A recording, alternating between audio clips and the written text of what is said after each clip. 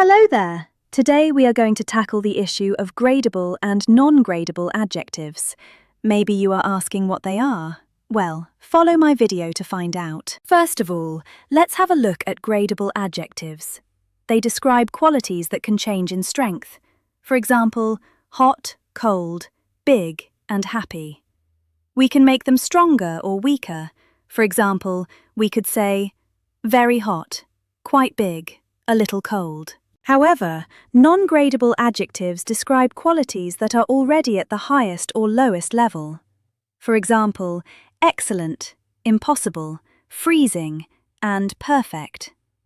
We don't usually say very perfect or very freezing. Instead, we use words like absolutely perfect, completely impossible, really freezing. Remember, gradable adjectives use very, quite, a little.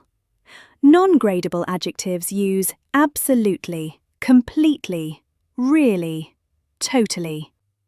I hope you have found this video useful for understanding our language. Have a nice day and thank you for watching, and see you next time. Bye!